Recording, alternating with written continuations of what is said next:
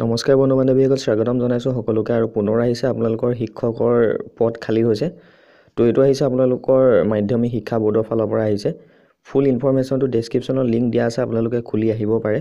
আৰু ইয়াতে 480টা graduate টিচাৰৰ vacancy খালী হৈছে।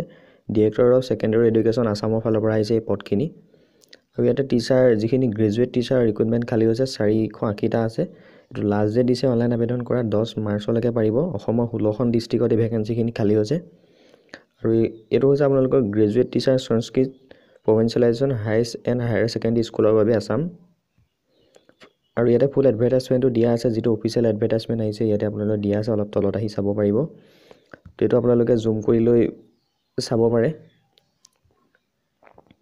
তো ইয়াতে আপোনালোকে ডিষ্ট্ৰিক্ট ৱাইজ যিটো লিষ্ট হয় সেইটো চাব পাৰিব। তো ধৰি লওক বৰপেটাত আছে আপোনালোকৰ টোটেল 33 আছে, আৰ ৰিজাৰ্ভৰ কাৰণে 11 আছে, STP কাৰণে 5 আছে, আৰু ST OBC এনেকুৱা কিমান কাষ্টৰ কিমান পদ আছে এইখিনি আপোনালোকে চাই ল'ব।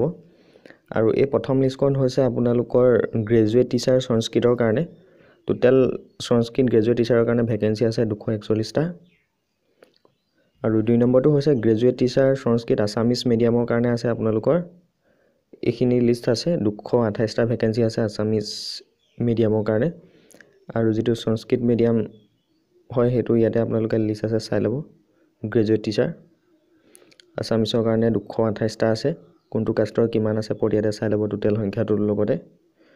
আৰু তাৰ তলতে আছে আপোনালোকৰ ইয়াত দেখা পাইছে এখন গ্ৰেজুৱেট টিচাৰ সংস্কৃত আছামিজ মিডিয়াম আছে, তাৰ তলত আছে বেংগলী মিডিয়াম আছে। বেংগলী মিডিয়ামৰ কাৰণে আপোনালোকৰ কম আছে পদ, 11টা আছে ভেকেঞ্চি।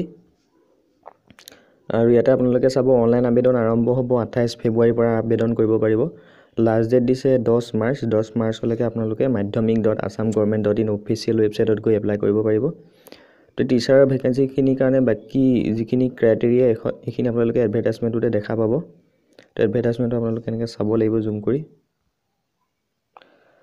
তো ইয়াতে আপোনালোকে এডুকেশ্যন যিটো কোৱালিফিকেশ্যন সেইটো বিচাৰিছে, গ্ৰেজুৱেট কৰিব লাগিব, লগতে পষ্ট গ্ৰেজুৱেট ডিগ্ৰী কৰিব লাগিব, আৰু ইয়াতে আৰ্টছত কৰিব লাগিব, লগতে সংস্কৃত বিষয়টো থাকিব লাগিব। আৰু সংস্কৃতত আপোনালোকে গ্ৰেজুৱেট লৈ পিনি তাতে 50% থাকিব লাগিব, আৰু থাকিব লাগিব আপোনালোকৰ BEd থাকিব লাগিব। তো গোটেইকেইটা অপশ্যন যদি আপোনালোকৰ আছে তেতিয়াহে আবেদন কৰিব পাৰিব। তো এতিয়া গ্ৰেজুৱেটৰ লগতে পষ্ট গ্ৰেজুৱেট লাগিব। তো আৰ্টছত আপোনালোকে সংস্কৃত ল'ব লাগিব, সংস্কৃতত থাকিব লাগিব 50%, লগতে থাকিব লাগিব BEd। তো গোটেইকেইটা অপশ্যন থাকিলে আপোনালোকে এপ্লাই কৰিব পাৰে। আৰু ইয়াতে উল্লেখ কৰিছে in respect of secondary TET candidate must obtain, ইয়াতে 60% লাগিব আন ৰিজাৰ্ভৰ কাৰণে। আৰু যোনখিনি OBC MOBC আছে তেওঁলোকৰ 50% লাগিব টেটত। আৰু ইয়াতে তেওঁলোকে কি লাগিব ইয়াতে উল্লেখ কৰা আছে, আপোনালোকে এইখিনি চাব পাৰিব। বয়সৰ ক্ষেত্ৰত দিছে 18 পৰা 40 বছৰ দিছে জেনেৰেলসকলৰ, OBC MOBC 43, আৰু ST SC 45 বছৰলৈকে দিছে ৰেহাই। আৰু ইয়াতে আপোনালোকৰ যদি এইখিনি কোৱালিফিকেশ্যন আছে তেতিয়াহ'লে 10 মাৰ্চ তাৰিখলৈকে আবেদন কৰিব পাৰিব 12টা বজালৈকে। আৰু এইখিনি অনলাইন মাধ্যমেৰে আপোনালোকে আবেদন কৰিব লাগিব মাধ্যমিক আছাম গভৰ্ণমেণ্ট যিটো অফিচিয়েল ৱেবছাইটত গৈ। তো এইখিনি আছিলে ইনফৰমেশ্যনখিনি, লিংক ডেছক্ৰিপশ্যনত দিয়া আছে, ভালদৰে চাব। আৰু ফ্ৰেণ্ডসকলৰ মাজত পোষ্টটো তথা ভিডিঅ'টো শ্বেয়াৰ কৰিব। ফেচবুক হোৱাটছআপ অপশ্যন আছে, তাতো শ্বেয়াৰ কৰিব পাৰে। আৰু যদি আপোনালোকে কিবা সুধিব বিচাৰে তেতিয়াহ'লে হোৱাটছআপ নাম্বাৰ দিয়া আছে ডেছক্ৰিপশ্যনত, তাতো কণ্টেক্ট কৰিব পাৰে। তেতিয়াহ'লে ইমানেই, ধন্যবাদ।